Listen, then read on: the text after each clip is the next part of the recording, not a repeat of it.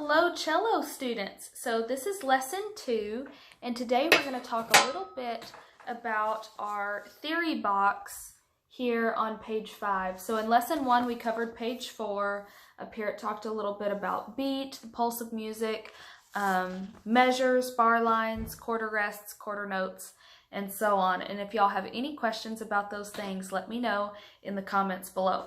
So for today we're going to get on page 5 and talk a little bit about this line right here where it's showing us.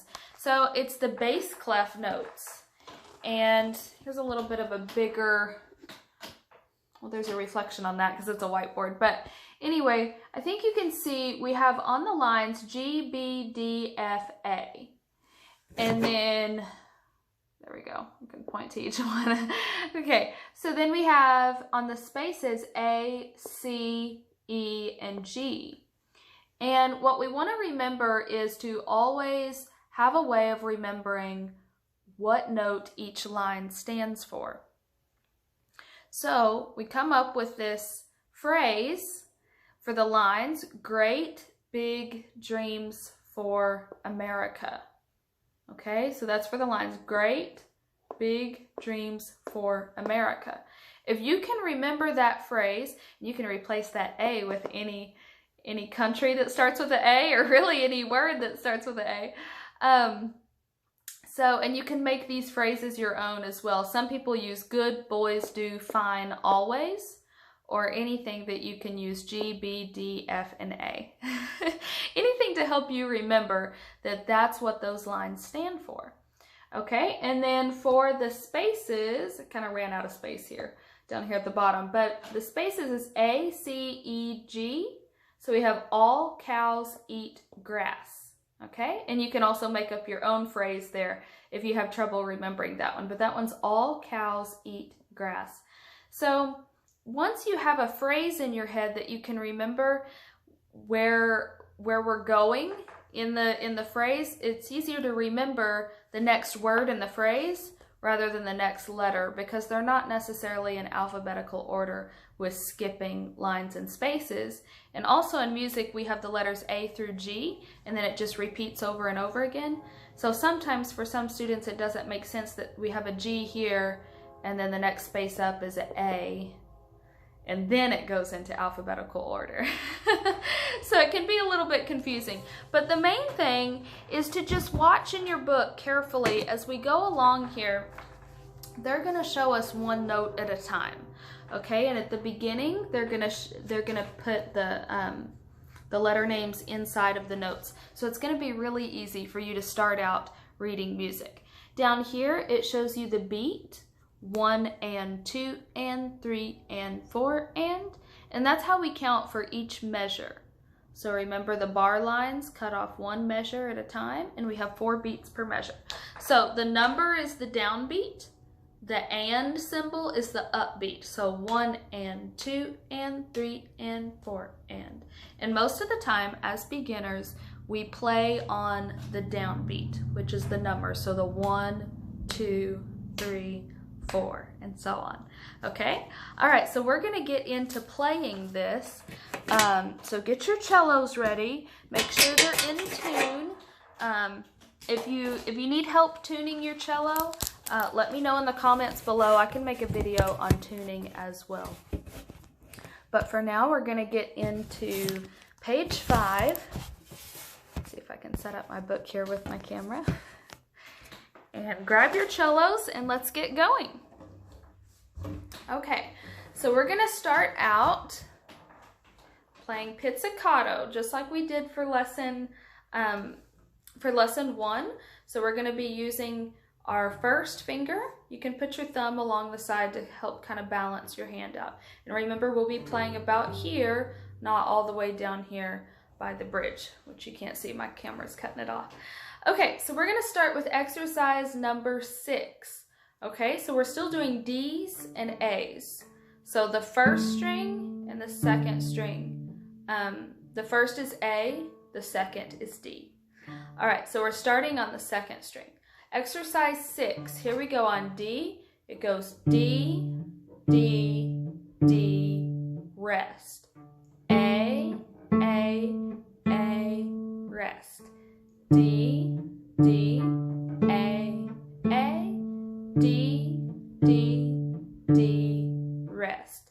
And then you have the double bar line at the end. That shows that you've reached the end of the piece of music. All right, now for number 7, we're going to mix it up a bit. So D, A, D, rest. A, D, A, rest.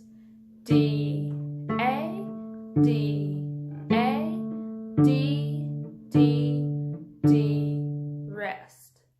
Okay, so make sure you play those slowly in the beginning and pause the video anytime you need to kind of practice on that, and then maybe push play again and kind of see how it goes.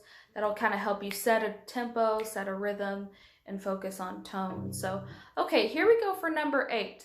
For number 8 and for number 9, I'm going to be using the counting method that they show you in the little theory box. So we're going to go 1 and 2 and 3 and 4 and 1 and 2 and 3 and 4 and 1 and 2 and 3 and 4 and 1 and 2 and 3 and 4 and then you'll see there's a double bar line with 2 dots.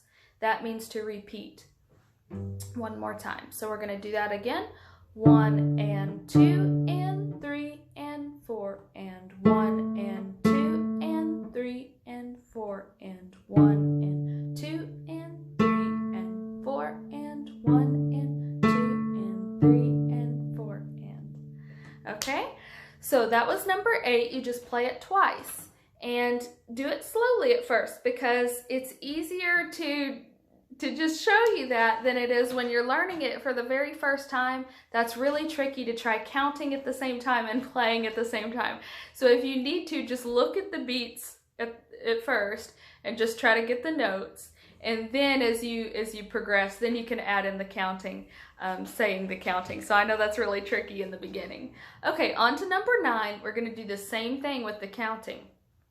Here we go. 1 and 2 and 3 and 4 and 1 and 2 and 3 and 4 and 1 and 2 and 3 and 4 and 1 and 2 and 3 and 4 and then we repeat. Now for this last repeat, I'm going to do it without the counting, and I want y'all to notice how I'm keeping the same beat that I had while I was counting. Okay, so this time just listen.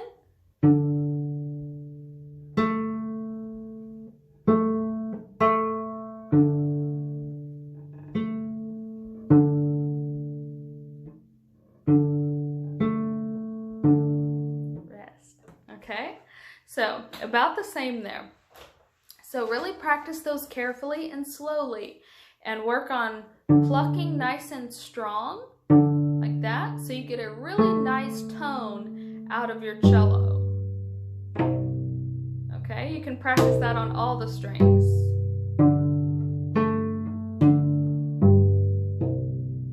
Alright, and if you pluck too firmly, you might hear a little buzz. That's just the string buzzing against the nut here.